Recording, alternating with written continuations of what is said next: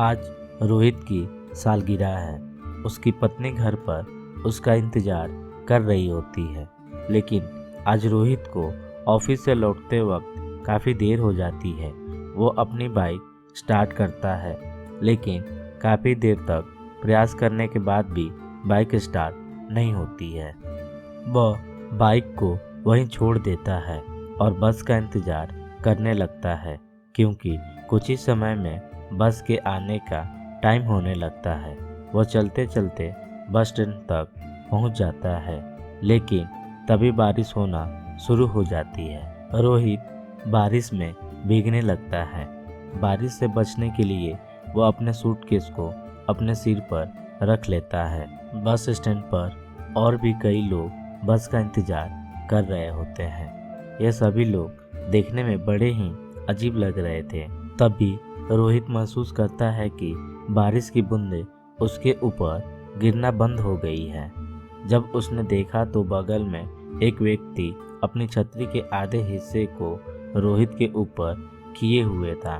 यह देखकर रोहित हल्का सा मुस्कुराया। उस व्यक्ति की लंबाई रोहित के बराबर थी। हाथ में बहुत सारी अंगूठी और चेहरे पर चश्मा लगाए हुए था, जिससे रोहित उसका चेहरा ठीक से नहीं देख पा रहा था। उस आदमी ने कहा, यह बारिश का मौसम भी बड़ा ही अजीब है। कहीं तो बहुत ज़्यादा बारिश हो जाती है और कहीं सूखा, कहीं लोगों को जीवन देती है तो कहीं मौत। उस आदमी की इस बात का रोहित के पास कोई जवाब नहीं था। वह उस आदमी को देखकर हल्का सा मुस्कुराया और अपना सिर हिलाया। कुछ देर बाद रोहित का फ़ोन बजता है।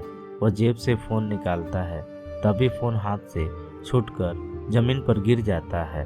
रोहित तुरंत फ़ोन उठाने के लिए झुकता है तो उसे कुछ ऐसा दिखाई देता है जिससे वो पूरी तरह डर जाता है। वह देखता है कि छतरी वाले आदमी के पैर नहीं हैं। वह जूतों पर बिना पैरों के खड़ा है। वह हिम्मत बांधकर खड़ा होता है और अनजान बनने का दिखावा करने लगता है। तभी वो देखता है कि बस स्टैंड पर बाकी के लोग नहीं हैं। वो और ज़्यादा डर जाता है। वह तुरंत अपनी पत्नी शालिनी को अपने साथ हो रही घटना को मैसेज के जरिए बता देता है और जल्दी से जल्दी अपनी लोकेशन पर आने के लिए कहता है। लेकिन तभी छतरी वाला आदमी कहता है, शालिनी को यहाँ बुलाना अच्छा नहीं है। यह सुनकर रोहित बहुत ज़्यादा घबरा जाता है और वहाँ से भागने लगता है।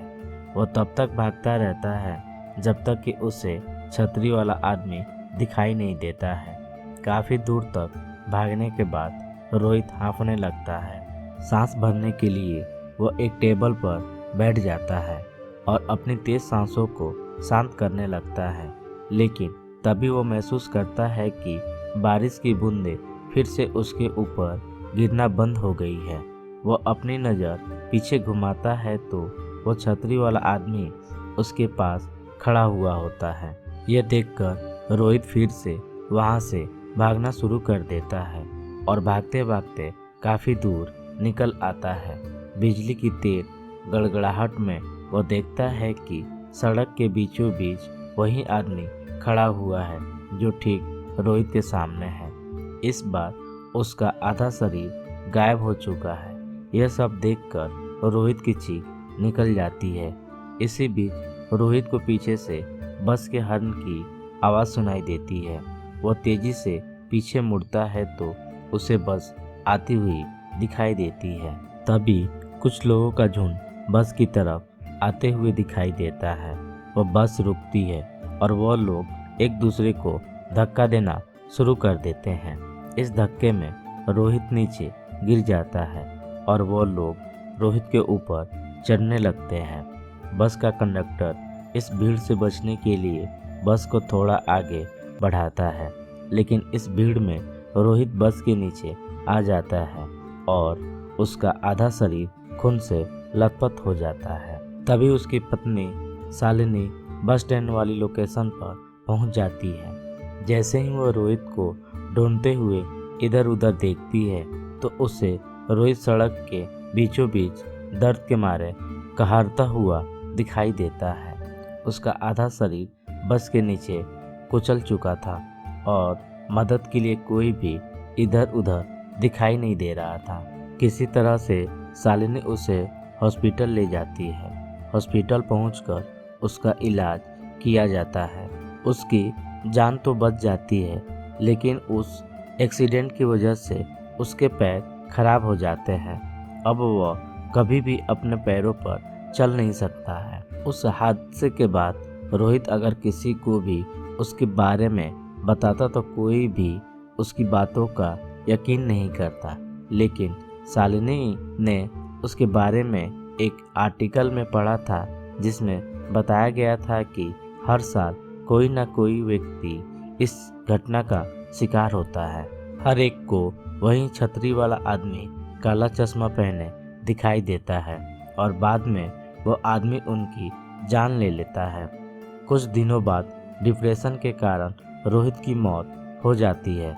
रोहित की पत्नी शालिनी मानसून के दिनों में वह हर रोज उसी बस स्टैंड पर जाती है और उस छतरी वाले आदमी का इंतजार करती है। उससे लगता है कि शायद छतरी वाले आदमी की भी इसी तरह किसी बस के नीचे कुचल जाने से मौत हुई होगी, तभी वह अपनी मौत का बदला ले रहा है। शालिनी ने काफ़ी कोशिश की, लेकिन उससे कभी भी वो आदमी नहीं मिला। अब हर सालगिरह पर शालिनी बहुत ही बुरी तरह रोती और रोहित को याद करती, क्योंकि उसे जान से ज़्यादा चाहने वाला उसका पति रोहित अब इस दुनिया में नहीं रहा। केवल यादों के सहारे ही वो उसे महसूस कर पाती। तो मेरे प्यारे दोस्तों, आपको यह कहानी बारिश की रात कैसी लगी? आप हमें कमेंट करके ज़रूर बताएं। और ऐसी रोमांचक कहानी सुनने के लिए आप हमारे चैनल को लाइक कीजिए, सब्सक्राइब कीजिए।